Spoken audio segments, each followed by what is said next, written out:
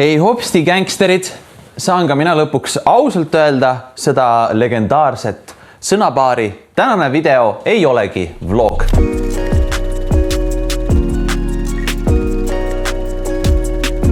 Ma nagu teeks mingit apology videot, kuigi tegelikult see on küll väga tõsine teema, millest ma tahan rääkida. Ja ma olen sellest teemast tahtnud väga kaua rääkida, aga siin on nagu mingid niisugused blokkerid tee peal olnud, mille pärast ma pole seda teinud. Kõige suurem blokker alati on see, et ma mõtlen sellele videole just nendel hetkedel, kus ma ei ole kõige paremas seisus ise ja siis sellel hetkel ma saangi aru, et tegelikult see ei ole vist kõige parem tegu ja siis ma ootan seda hetket, kui ma olen parem, et ma saaksin reflektida nendele hetkedele, mis on möödas. Kui on tõesti väga hästi, siis ma olen niisugune, et unustan selle ära, sest kõik on ju hästi. Me alati mõtleme nendele probleemidele siis, kui nad käes on, mitte ei tegutse nii-öelda nagu ette. Enne kui ma seda videot nagu niimoodi siin nagu lahti võtma, tahaksin rääkida nagu ühest põhitõest selle nii-öelda nagu mentaalse tervise juures enda juures. Kui varasemalt olema selline inimene, kes on kas ankurana hoidnud mingisugustest asjadest vanas ajas kinni või viimasel ajal vaadanud tuleviku poole, oodates sealt tulevikust seda mingit sündmust või kordasaamist või ja siis seal kaugel pesitseb sinu õnn. Ma olen hästi palju unistusi oma elus juba täitnud ja jõudes alati sinna unistuse punkti. Tegelikult see lead up on palju suurem. Tänaseks olengi aru saanud, et õnnelik tuleb olla just selles hetkes siin, mitte panna oma õnn kuhugile kaugele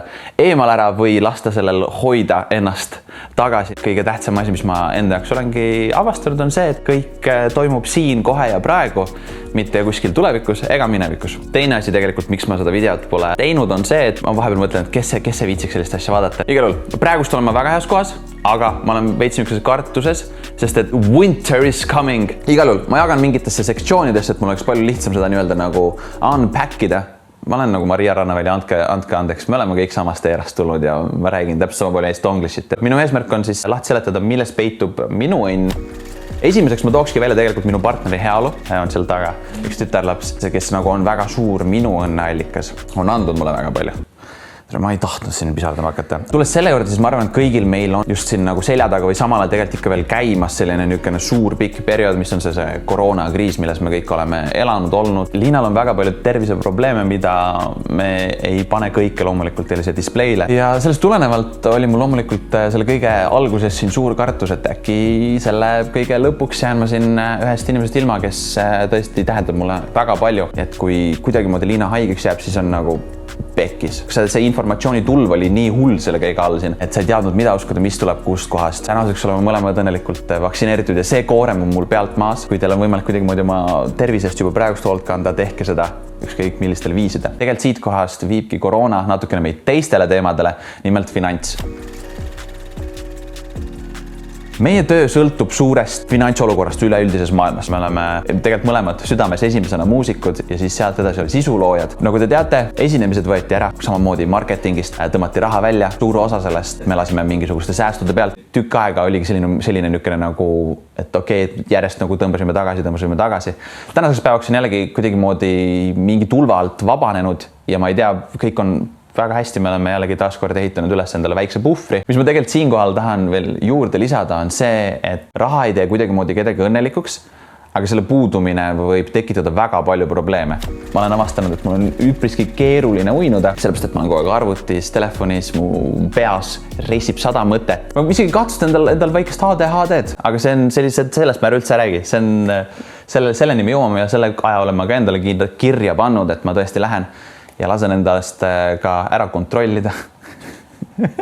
Nii veider on seda öelda, aga esimene nagu abinõu, mis ma võtsin kasutusele, et seda nii-öelda nagu kvaliteetsemat tund saada üldsegi uinuda ja saada neid unetunde, oli see, et ma pöördusin meditatsiooni poole. Ja nüüd juunis saatis mulle Orgaan ja Oil CBD-õli, millest ma olin ka kuulnud, et see aitab ka mingil määral kaasa. Ma olin üsna skeptiline alguses selle suhtes. Sellegi poolest ma asusin seda testima, proovima ja läbivalt suvel siis, kui mul olid need hetked, kus ma oligi nagu hästi nagu clogged mind, ütleme siis nagu, mis on see, kui vets on täis? Ummistunud mõistus, ma ütleks selle kohta, see on ummistunud mõistus, kus mul nagu päevast nagu mõtted ikka veel jooksevad nii hullusti. Võtsin neid tilkusid just enne magama minekut ja avastasin, et see nagu aitab mul maha rahuneda ja nagu nii-öelda zone out'ida sellest, et ma minna nagu sinna unede maailma. Ma oleks niikuinii jaganud teile seda informatsiooni siin, kuivõrd nad pöördusid minu poole uurimaks, kuidas kogemus on olnud nende tootega, siis oleme ehitanud üles koostöö, kus teil on võimalik saada siis 15% odavamalt seda sama toodet kui te soovite proovida, ma olen kuulnud, et Lauri kasutab seda hoopis teistel viisidel, kus tema siis just kasutabki päeva poole ja tema jaoks on see niisugune fookusallikas ja isegi ühe näitena on välja, et mul eelmisel nädalal olid veits ärevamad hetked ja siis ma kasutasin ka päeva poole, nii et just ongi vist, ta on nagu väga hea niisugune ärevuse maandaja minu puhul, kui mina olen täheldanud. Siinkohal tuleb välja tuua, et see ei ole tegelikult mingisugune ravim, see ei asenda mitte mingisuguseid ravimeid. Ja muustasin ära, kood Marti15, all descriptionis on link ka, võite loomulikult ise teha ka rohkem researchi sellel teemal.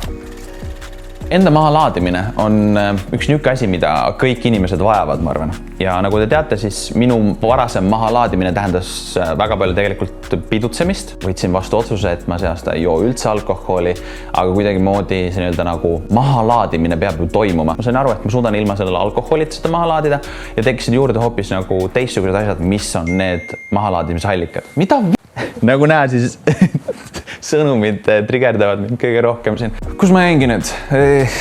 Päriselt puhkamine. Selle tegelikult õpetas mulle juba mõni aasta tagasi Liina tegelikult, kes tunneb, et nagu ta ei puhka mitte kunagi välja ja vajab puhkusest puhkust. Teha siis all-inclusive puhkusi vahepeal ka. Lubada üks kord aastas endale. All-inclusive puhkus, kus sa lähed, lihtsalt oled flatis, ei pea mõtlema söögi peale, kus sa seda saab, vaid on kindlalt kella, et lähed sööd. Oled seal oma basseini või mere ääres. Lihtsalt flatis. Oleneb nagu loomulikult inimesest, kui sulle see ei sobi, siis see ei sobi sulle ja sul ongi võib-olla lihtsalt vaja minna metsa loodusesse, siis see on ka hea nagu puhkusallikas. Aga teisena ma tookski tegelikult siinkohal välja arvutimängud. Võib-olla päris paljud ei mõista, kuidas see saab olla nagu offloading. Olen näinud väga palju just nagu TikTokis, kuidas tüdrukud on äärmiselt pahased oma boyfriendide peale, kes siis tõesti tunde võivad veeta siis kas arvuti või konsooli taga. Samamoodi on ka minul. See on niisugune hea nagu tore sein tõmmata nagu päris maailma vahele ja minna kuhugile teise maailma ja unustada kõik mingisugused probleemid ära. Õnneks on Liina mul niivõrd tore siin kõrval ka, kes ei näe seda sellest halba, vaid on pigem selline, et kui ta näebki, et kui ma olen rohkem isegi pinges ja väga pikalt tööd teinud ja ma pole enda kas siis oma gaming computerit pole ma tööle pannud, ütleb, et mine tee paar mängu, et sa oled selle välja teeninud. Ma tean, et see enamus mu vaatajad on tüdrukud siin, et kui te vaatate, et boyfriendid tahavad mängida, siis vahepeal laske neil seda teha, aga kõike tuleb teha nagu niisuguses nagu tervislikus väärtuses ehk balanss on elus kõige tähtsam. Rõve overachiever, kui me nüüd selle kohta siin hakkame rääkima. Ja tegelikult me räägime content, räägime just ainult contentist. Siinkohal tuleb natukene, lähme tagasi selle puhkuse juurde, et kui mina alustasin seda sisu loomist, kui ma läksin puhkusele, sõitsin kuhugile eemal ära, siis ma sain sisu luua, sest et mul ei olnud tööasju ees ja nüüd elades seda nii-öelda puhkuse elu jääbki nagu mulje, et mul ei ole õigust puhata, sest et iga uus võimalus kuhugile minna on ka uus võimalus luua sisu. See on see, mis nagu tuli endale selgeks teha, et see, mida ma praegust teen, on töö teinud, mis sest, et väljastpoolt kõik nagu informatsioon, mis näidatakse meie nii-öelda nagu sisuloojate peal on see, mis nagu niimoodi kuidagi moodi tuleb, aga see on tore, et inimestele tundub, et see, mis me siin teeme, tuleb nii kergesti, et see ei tundu neile töö. Siis ma olen suur overachiever. Kui te vaatate ka seda kaamera pilti, siis tihtipeale võib-olla teised YouTuberid ei viitsi panustada nii palju sellesse või kõigesse, et kui ma hakkan mingit hobi enda jaoks siis nagu uurima, siis minu jaoks on tähtis, et ma loomulikult ostaks kõige kallimaid asju, aga et ma saaksin seda teha niisugusest keskmisel kõrgemal tasemel alati. Kui ma räägin arvutimängudest, ma pean mingi hetk arvutimängudes ära lõpetama, sest et mul tekib mul on väga nagu niisugune võitlushimuline hing, kes tahab alati kõigest paremaks saada, kuhugile poole jõuda, kogu aeg nagu ennast ületada ja jõuda kaugemale. Ja nüüd, kui me räägime selles meie nii-öelda contenti perspektiivis, kus on YouTube'is, kus käibki üles-alla ja see on okei, et üks hetk sul on nagu läheb paremini, kui te vaatate minu 3 aasta tagust aega, kus oli tõesti nagu iga video hittis, ma olin kogu aeg üle ühe video isegi trendingu tääbis ja kõik oli nagu ja nüüd kui võrrelda sellega, kus ma nüüd olen, et on nagu views allpool, loomulikult siin mängib rolli see ka, et see kanal on olnud siin päris kaua tühjana, siis juurde veel kõik muud aspektid, milles ma üritan veel paremaks saada, ma manageerin peale enda veel Liinat ja teisi sisuloojaid, on niisugune suur soov teha kõike kogu aeg paremini ja kaugemale, nii et selles mindsetis oli väga toksik endaga olla päris tükk aega ja tänaseks päevaks ma olen just nagu üritanud seda poolt natukene alla tõmmata, kuigi see on olemas minus endas väga tugevalt alati sees, aga kui me räägime YouTube'i videotest, siis kui varasemalt oli see, et ei ületanud 20 000 vaatamise piiri, oli mul väga halb päev, kui ma nädalaga ei suutnud seda täis teha. Siis tänasel päeval ma olen ennast nagu distantseerunud sellest mõttest, just pürginud sinnapoole, et ma teen seda sisu, mis mulle iseendale meeldib luua. Ma arvan, et see on palju elutervem suhtumine, kui see varem oli, kus ma üritasin hüpata igasugusele trendile kaasa, lihtsalt, et olla kogu aeg nagu selles nagu selle laine peal. Mida loomulikult ma tänase päevani teen, ehk kui mingi trend tuleb välja, nagu näiteks see Among Us trend, mis mulle väga meeldis, ma kohe hüppan selle peale, aga ma ei tunne, et ma peaksin nagu see vana Marti, kes oli nagu iga asjaga kogu aeg nagu davai. Ma olen nagu esipildis surun ennast igale poole. Eks ole aeg näha. Võib-olla, et mul ongi vaja nüüd puhkust, lähen nädal aega puhkusele, tulen tagasi, siis ma olen jälle nüüd surun kõiki asju. Räägin natuke YouTube'i videotest ka. Teate, mul ei ole seda aega, et teha neid YouTube'i videoid perfektseks, nagu nad on. Ma näen teie kommentaare, kes te kommenteerite väga toredasti ja ütlete, et see on esteetiliselt ilus ja see läheb hästi mul hinge sügavale. Aga kui ma nüüd teile ausalt ütlen, siis ma tunnen neist suurt rõõmu, aga ma tean, et ma saan paremini.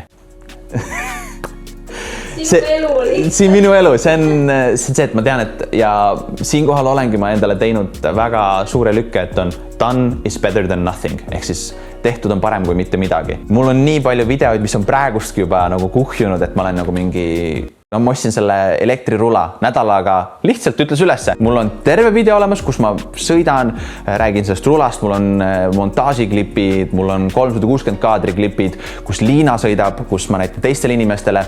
See on juulis filmitud, aga kuna mul ei ole sellel nagu seda perfektset closure'it, ma ootan ikka veel, et nad saadaks mulle uue aku, siis näiteks ma ei olegi seda välja pannud ja kui ma olengi filminud vist tänaseks juba üle 20 video, mis on niimoodi lihtsalt nagu mingi, kas istub mul kõva kettal või ma olengi mingi, see aeg on möödas läinud. Siit kohalt tuleb ka välja see minu teine pool, kus ma olen väga nagu võitlusjänuline, aga minus on ka väga palju seda, et nagu mingi, kui ei lähe korda, siis anname alla, lähme edasi, lähme järgmise asja juurde. Ükskõik, mis te elus teete, mõelge ka natukene võib-olla selles perspektiivis, et tehtud on parem kui mitte midagi. Ma vihkasin Instagrami nii pikka aega. Holy mother of God. No, kui me räägime Instagramist üldse, siis ta on minu jaoks ikkagi niivõrd nagu vastuoluline platvorm, sest et me kõik näitame seal mingit mulli, mis tegelikkuses päriselt ei ole see, mis meie elud on. Ja ma olen nagu seal nagu sellest relatability skaalal nagu vajunud täiesti kuhugil ära. Üks asi, mis jällegi nagu minu mental health'i Instagrami puhul on nii palju paremaks teinud, on see, et ma saan lihtsalt need like'id ära peita. Mitte sellepärast, et mul oleks nagu väga oluline, kuidas keegi teine inimene seda näeb, vaid mul on endal komme. Ma panen pildi ülesse iga 10 minuti tagant, võtta telefon lahti ja vaadata, kui palju like mul on. Ja tänaseks päevaks olen ka ma jõudnud nii kaugele, et panen pildi ülesse, ma unustan ära, ma jätan selle sinna. See vastuolulisus tuleb siinkohal sellest ka, et kõige rohkem tahetakse teha koostööd Instagramis. Kuidas seda teha niimoodi, et nagu see läheks kokku selle nagu mingi kampaania sõnumitega. Me lõpuks, mul on väga hea partner, kellega kõiki neid loovalt läbi teha, viia ja mul on nagu teised sisuloed ka, kellega ma saan nagu vestelda, mõelda, põrgatada ideid, kui nendel on mingid probleemid, et see on tore, et on olemas niisugune nagu support group, kellega seda asja teha, aga ma tunnen jah niisugust nagu kommuuni tunnet on üleüldse väheks jäänud, et me kõik oleme nagu selle kõige keskel nagu eraldi saartele ära läinud, nagu kõik on kuskil oma nurkades, et meil ei ole nagu seda ühtsuse tunnet ka selles asjas. Kui nüüd võtta üldse sotsiaalmeedia sisuloome juurde tagasi tulles. Üks asi, mis päris paljud sisuloojad võib-olla endale ei tunnista, on see, et kui kaamera läheb käima, me oleme mingisugune karakter. Et kui te panete tähele, siis ma ei ole enam see vend, kes nagu meelega üle forseerib oma vigu, vaid ma lasen neil minna. Ma olen niimoodi, nagu ma olen enamasti tegelikult oma sõpradega niisugune rahulikum vennake, mitte selline kuigi uskuge mind, tegelikult see video kontekst ei ole selline, kus olla see vend ka. Nii et ma arvan, et seda ma endas lasen ka välja. Tegelikult on nagu tore, sa paned asju ülesse, mis peegeldab kõige tõelisemat sind. Inimesed päriselt sellega suhestuvad, et sa peaks nagu looma mingisugust illusiooni endast, mis sa oled teinud. Sest niikuinii inimesed näevad sind sellisena täpselt nagu nad ise tahavad sind näha. Me ei ole enam nagu koos ühtse tervikuna, vaid ma tunnengi, et meil on nagu, kui sa oled ühel poolel, siis sa oled kindlasti sellel poolel. Ja kui sa oled teisel poolel, siis sa oled kindlasti sellel poolel, et seda olukorda ei ole, kus te nagu mõlemad tulete kokku, saate aru, et nagu okei, et sina oled omamoodi ja sina oled omamoodi, let it be, aga loomulikult meie olukorras tuleb tulla kokku ja nagu saada mingitest asjadest üle. On lihtsalt igal juhul. Kui ma sellest nagu rabbit hole'ist allapoole lähen oma mõtetes, alati see tekitab minus niisugust nagu piina. vastikust. Ma kirjutasin tegelikult siin nagu neid notes'e tehes siin ühe lause üles ka, mis ma siinkohal tegelikult ette loeksin, et tunnen, et tänasel päeval me otsimegi pigem kõik gruppi, kuhu kuuluda selle põhjal, kelle või mille vastu me oleme, kui see, mis me päriselt ise korda soovime saata. Ehk siis ja see on see, mis minust tekitab kurbust ja sellest ma ei saa nagu kuidagi moodi üle. Võib-olla, et see on ainult minu peas ja mina näen seda maailma hetkel niimoodi, et see on asi, millega ma loodan jällegi ka tegutseda ja paremaks saada. Ja kõige lõpuks ongi see, et ma olen väga õnnelik inimene. Ma olen väga suure õnnega koos. Ma tunnistan endale igapäevaselt, kui mul on mingisugune halb olukord, et ma saan teha seda, mida ma tõeliselt armastan. Ja ma ei tahaks mitte kuidagi moodi, teistmoodi oma elu elada, nagu ma seda praegust teen. Nagu alati, andke kõik enda mõtted ka seal kommentaaridesse välja. Eelmise nädala eest 20 eurot kinkekaardi jagame sellele inimesele, nii et ka järgmisel nädalal anname kellegile ära toreda kinkekaardi, kes on siis subscribe'inud ja kommenteerinud seal. Ma loodan, et teil läheb kõigil hästi, te olete terved ja püsite terved ja kui on midagi ka praegust tee peal ees, jõuate sellesse hetke nii kiiresti kui võimalik. Tšau! Ei, auf Wiedersehen, tschüss, bye! Ei ole meil 100 aastat seda öelnud. Oot.